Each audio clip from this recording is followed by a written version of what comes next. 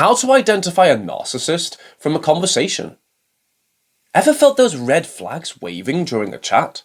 Conversations can reveal a lot, including subtle hints of narcissism. Want to become a pro in identifying them? Today, we're unveiling those giveaway signs, so you will always be able to spot those first warning signs of a narcissist. 1. Frequent interruptions. Narcissists, driven by an inflated sense of self-worth, often fail to respect conversational boundaries. They feel compelled to interrupt others in their quest to shift attention back to themselves. This could be through outright interruption while you're speaking, or more subtly through dismissive remarks, contradictory arguments, or excessive questioning of your views. In her book, Disarming the Narcissist, Dr. Wendy Bayery emphasizes that narcissists tend to disregard the conversational rights of others, as they view their thoughts, opinions, and stories as superior and more valuable. If you find yourself consistently cut off in conversations, if your inputs are often met with dismissal, and if you feel like you're battling to have your voice heard, you might be dealing with a narcissist. It's important to remember that these interruptions are not just signs of impatience or bad manners. They're a narcissist's tool to regain control of the conversation, steering it back towards themselves and their interests. 2. Lack of empathy. Another clear sign that you might be talking to a narcissist is a conspicuous lack of empathy. This trait is so inherent in narcissistic behaviour that it is often used as a diagnostic criterion by psychologists. Narcissists, engrossed in their own world, usually struggle to step into someone else's shoes or acknowledge their feelings. Dr. Craig Malkin, a renowned psychologist and author of Rethinking Narcissism, highlights that narcissists often fail to exhibit genuine interest in others' feelings or experiences. When you're conversing with them, this could be a red flag. Let's say you're sharing a challenging situation you've recently encountered, or an emotional hardship you're going through. In a typical conversation, the listener would respond with empathy, offering support, comfort, or advice. However, a narcissist's reaction would be strikingly different. They might dismiss your issues hastily and attempt to redirect the conversation back to themselves, relating how your problem affects them or comparing it to a bigger problem they've faced. It's as if your feelings and your emotions are mere footnotes in their grand narrative. The lack of an empathetic response and the dismissal of your feelings might leave you feeling unheard and unsupported. If your dialogues often feel like talking to a brick wall, you could be dealing with a narcissist. 3. Self-centered conversations. A dominant sign of a narcissistic conversation is the persistent focus on oneself. In any discussion, whether casual or serious, a narcissist will frequently steer the dialogue towards themselves, leaving very little space for your input or reflections. It's as if they're making a long speech and won't allow anyone else a chance at the microphone. Imagine a conversation where you are trying to share an experience or a memory. You might talk about a recent vacation you took, describing the beautiful sights you saw, the exotic food you tried, or how the experience enriched you. In a healthy conversation, the listener would respond with interest or share related experiences. However, a narcissist would typically respond differently. They might interrupt you to discuss their own vacation, which, in their view, was far more extravagant, thrilling, or life-altering than yours. There's always an undertone of comparison, with them positioning themselves on a higher pedestal.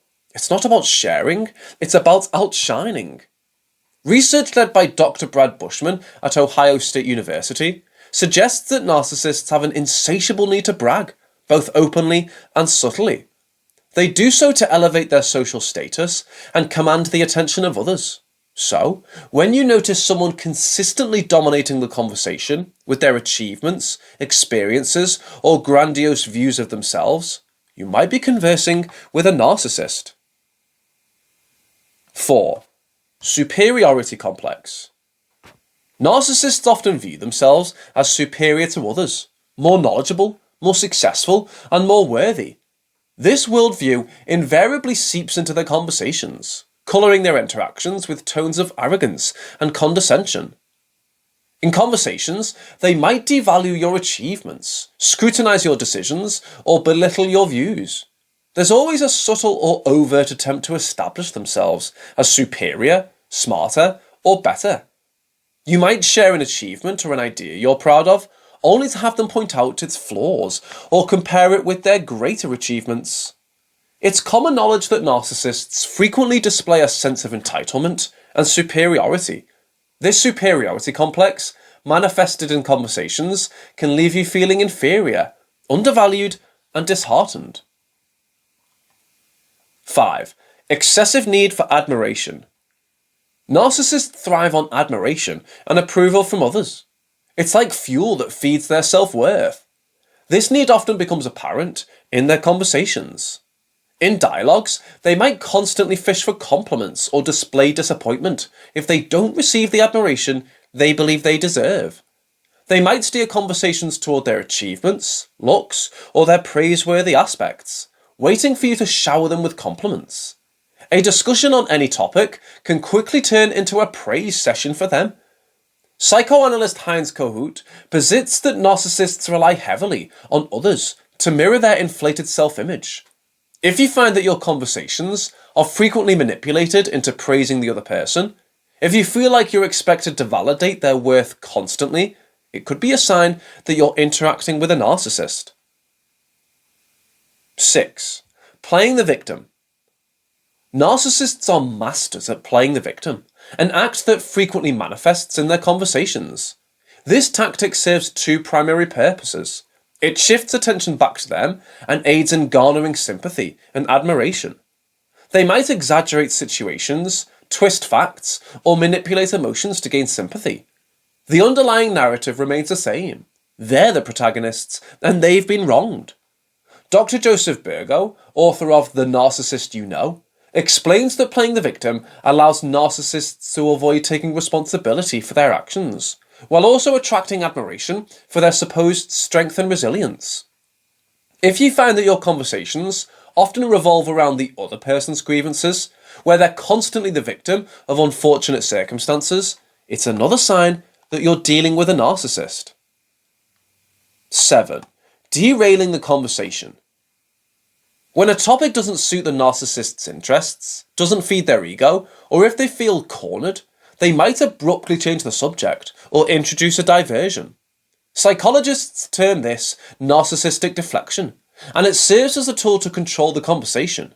For instance, if you're discussing something they disagree with, or something that might expose their inadequacies, the narcissist might quickly change the subject or turn the focus on you. They might attack your views, bring up an unrelated topic, or even resort to personal attacks. This abrupt derailment might leave you feeling confused, frustrated, or even guilty. So, suppose you notice a pattern where your conversations are frequently derailed, where the focus is constantly shifted to avoid certain topics or to redirect blame. In that case, it's a good indication that you're dealing with a narcissist. 8. Grandiose exaggeration. Grandiosity is a defining characteristic of narcissists and invariably seeps into their conversations. They often exaggerate their achievements, status, or skills, painting a grand picture of themselves. These exaggerations might be about their professional accomplishments, personal experiences, talents, or even their connections with influential people.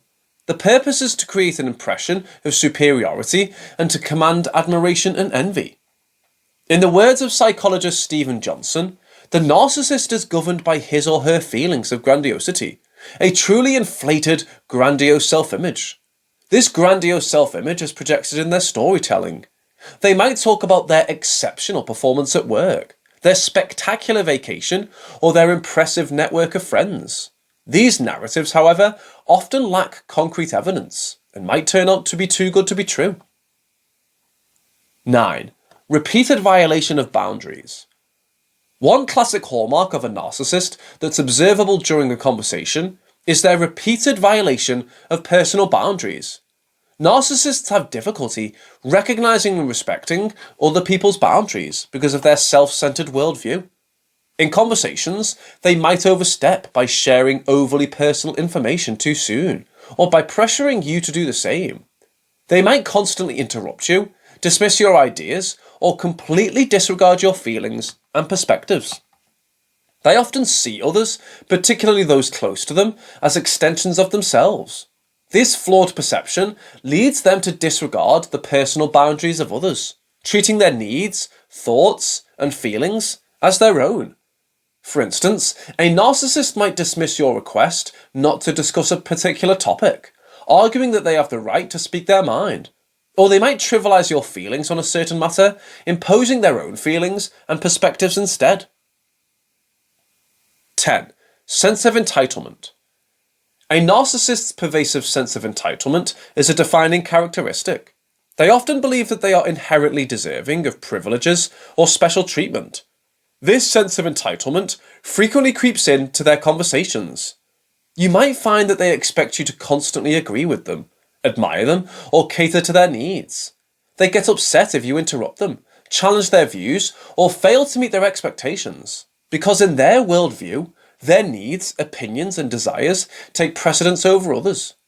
According to Dr. Romani Durvasula, author of Should I Stay or Should I Go? Surviving a Relationship with a Narcissist, this sense of entitlement can lead to unrealistic expectations and constant disappointments in interpersonal relationships. In conversations, it might leave you feeling obligated to meet their demands, suppress your opinions, or tiptoe around their expectations.